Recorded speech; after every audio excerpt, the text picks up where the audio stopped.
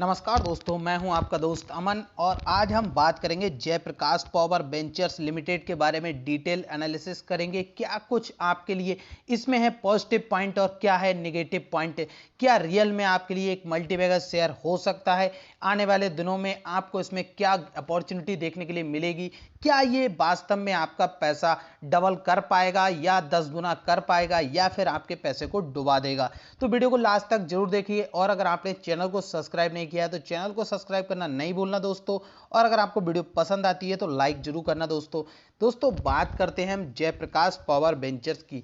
तो अगर हम देखें तो अभी कुछ दिनों में तो आपके लिए इसमें लगातार डाउनफॉल होते हुए दिख रहा है। 3 रुपए से नीचे ये शेयर आ चुका है। वहीं अगर पिछले 5 दिनों का चार्ट देखेंगे यहाँ पे तो आपके लिए यहाँ नजर आएगा कि पिछले 5 दिनों में इसने आपके लिए बड़ी गिरावट दिखाई है। जैसे कि यहाँ देख सकते हैं लगभग 12% तक शेयर क्रैश हो चुका है पिछले 5 दिनों के अंदर अंदर। वहीं अगर एक मंथ का चार्ट लेते हैं तो आपको शेयर में अभी भी पॉजिटिव नजर आ रहा है, लेकिन अगर टॉप लेवल से बात करें तो यहाँ पे आपको 13% से ज्यादा की गिरावट होते हुए दिख रही है। तो हम रियल में यहां कह सकते हैं कि ज्यादातर हमारे भाइयों को दोस्तों को इसमें अभी लॉस ही हो रहा होगा। तो अभी आप पहले इसके बारे में डिटेल में समझ लीजिए कंपनी का काम क्या है, किस तरह से काम कर रही है, क्या हमें फ्यूचर में इसमें देखने के लिए मिलेगा। तो जयप्रकाश पावर वेंचर्स की बात करें तो देखिए इनकी कई सब्सिडरी कंपनीज हैं, जिसमें एक इनकी सब्सिडरी कंपनी थी जयप्रकाश पावर ग्रिड लिमिटेड, जिसका इनके पास जो भी स्टेक था इन्होंने टोटल का टोटल सेल कर दिया और अब वो कंपनी पूरी तरह से पावर ग्रिड लिमिटेड की हो गई है। तो आपके मन में कोई भी डाउट ना रहे, पावर ग्रिड का जेपी पावर से कोई लेना देना नहीं है। उनकी और पावर ग्रिड की एक सब्सिडरी कंपनी थी जयप्रकाश पावर ग्रिड, जो कि अब जेपी पावर ने बेच दी है। अब बेचने का कारण आप समझिए बेच क्यों रहे हैं, क्योंकि देखिए कंपनी के ऊपर आज से तकरीबन 5 साल पहले 30,000 करोड़ से ज्यादा लगभग 32,000 करोड़ का कर्ज था इनके ऊपर, जो कि अब घटकर के सिर्फ 5500 करोड़ रुपए रह गया है। तो अभी भी ये कम नहीं है, बहुत ही बड़ा आप कहेंगे इसके लिए इनके ऊपर कर्ज है, क्योंकि इसी कर्ज का इन्हें बहुत ही ज्यादा इंटरेस्ट पे करना होता है और इंटरेस्ट की वजह से ही कंपनी अभी इस टाइम प्रॉफिट में नहीं है। तो इसका कारण क्या है, और जो भी ये लॉस अपने रिकवर कर रहे हैं या फिर अपना जो बर्डन कम कर रहे हैं उसे कम करने के लिए लगातार अपना माल बेच रहे हैं। माल बेचने का मतलब कभी अपनी सब्सिडरी कंपनी या फिर अपना कोई भी चीज बेचेंगे तो बेचने से क्या है इनका रेवेन्यू पे भी उसका असर पड़ता है। तो साफ साफ आपके लिए वहां पर देखने के लिए मिलेगा। और वहीं अगर बात करें तो फाइनेंशियल कंडीशन में आप यहां देखेंगे तो यहां पर आपके लिए थोड़ी सी कुछ चीजें पॉजिटिव और कुछ चीजें निगेटिव दिखाई देंगी। जैसे कि अगर हम देखें तो रेवेन्यू इनका बढ़ता हुआ नजर आ रहा है।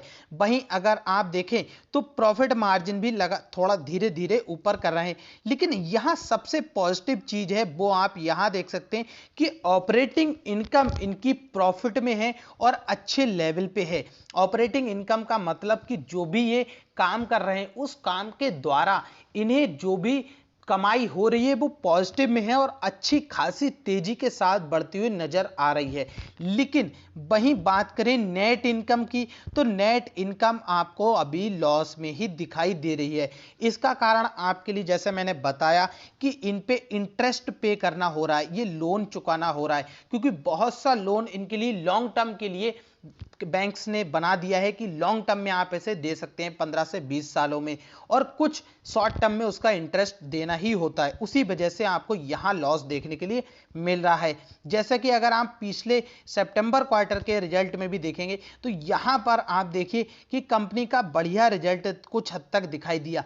लेकिन आप जानते हैं कि कंपनी ने लगातार अपने माल बेचे हैं, इसी वजह से आपको कभी कभी इनकी बैलेंस शीट में कुछ ये देखने के लिए मिल जाएगा कि कभी इनकम प्रॉफिट प्लस में है और कभी माइनस में।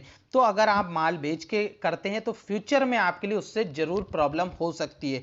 दूसरा देखिए, एक नेगेटिव पॉइंट क्या है कि कंपनी के मालिक के पास सिर्फ 26.06% स्टेक है, तो प्रमोटर्स की होल्डिंग बहुत ही कम है। अब इसमें कम, अगर इतनी भी होल्डिंग इनके पास होती तब भी आप इसको एक पॉजिटिव वे में ले सकते थे, लेकिन यहां पर अगर देखें तो इसका लगभग इन्होंने जो 26% स्टेक है उसमें से तकरीबन 23% स्टेक इनका प्लेज है, मतलब गिरवी रखा हुआ है।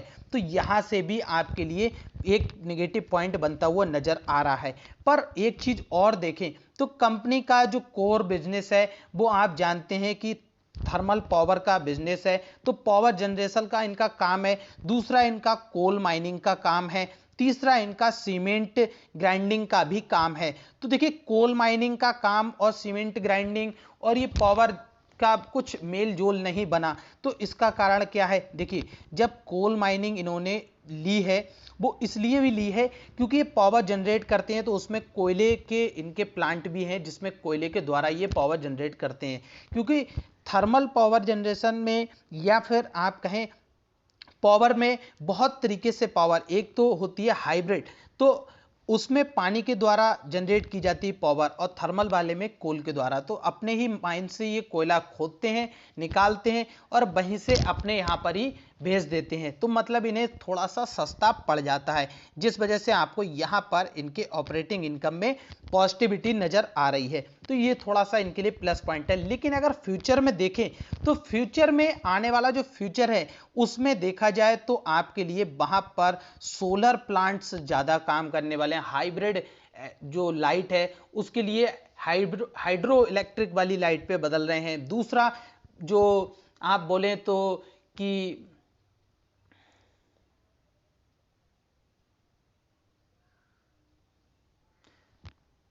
दूसरा सोलर लाइट के द्वारा बहुत ही ज्यादा अब आगे के लिए प्रोग्रेस होता हुआ नजर आ रहा है। तो इनका बिजनेस पे इसका भी फर्क पड़ता हुआ आपके लिए नजर आने वाला है।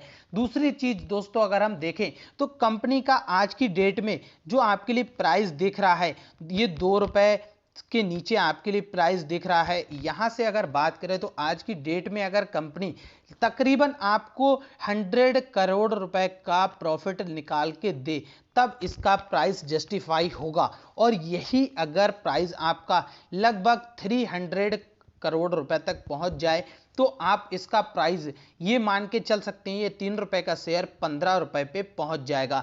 तो कंपनी जब तक प्रॉफिटेबल नहीं होती है तब तक यहां पर अगर आपको प्राइस बढ़ते हुए नजर आता है और इसमें तेजी बनती है तो सिर्फ और सिर्फ वहां पर आपको ऑपरेटर्स का गेम देखने के लिए मिलेगा, क्योंकि यहां पर कंपनी ने कुछ भी ऐसा नया नहीं किया होगा जिस वजह से ये प्राइस आप जस्टिफाई कर पाए। तो मतलब कहने का ये है कि अगर ये प्राइस आपको ज्यादा लेवल पे देखना है, आप फ्यूचर के हिसाब से इसमें इन्वेस्ट कर रहे हैं, काम कर रहे हैं उस तरह से कोल के द्वारा, देखिए आजकल जितना भी ज्यादा हम देखें तो सरकार या कोई भी देश सबसे ज्यादा अपने जो प्राकृतिक चीजें हैं उनको बचाने पे लगे हुए हैं। आप देखेंगे इसीलिए इलेक्ट्रिक पे सब चीज बढ़ती जा रही है। तो यही वजह आपको यहां पर देखने के लिए मिल रही है।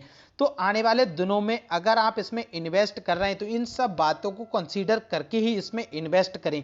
क्या रियल में इसमें इन्वेस्ट करना चाहिए? तो अगर आपको लगता है कि इसमें इन्वेस्ट करना चाहिए तो आप जरूर कर सकते हैं। वैसे अगर देखें तो शेयर की बहुत बुरी हालात है यहां से, तो ये गिरने का क्या, ये कई बार देखिए बैंकरप्ट की तरफ पहुंच चुके, कई बार इन्हें बचाने की कोशिश की गई है। इसी वजह से आपको यहां से अब ये शेयर थोड़ा सा एक जगह पर स्टेबल होते हुए नजर आ रहा है। लेकिन अब अगर देखें इसे फ्यूचर में और अच्छा परफॉर्म करना है तो धीरे धीरे इनके लिए अपने बिजनेस को बढ़ाना होगा और नए मॉडल के ऊपर भी आना होगा। तो दोस्तों आप इन्हीं सब चीजों को नजर में रखते हुए ही इसमें इन्वेस्ट करिए, तभी आपको प्रॉफिट हो सकता है। अगर आप सिर्फ तुक्का लगाते हैं, प्राइस के ऊपर देख करके इन्वेस्ट करते हैं, तो इसका मतलब आप और सिर्फ यहां पर जुआ खेलने आए, जुए में कोई भी सक्सेस नहीं होता है। तो दोस्तों अगर आपको वीडियो पसंद आई हो तो लाइक करिएगा, चैनल को सब्सक्राइब करिएगा, और अगर आपको कुछ भी कहना है तो कमेंट में जरूर बताइएगा।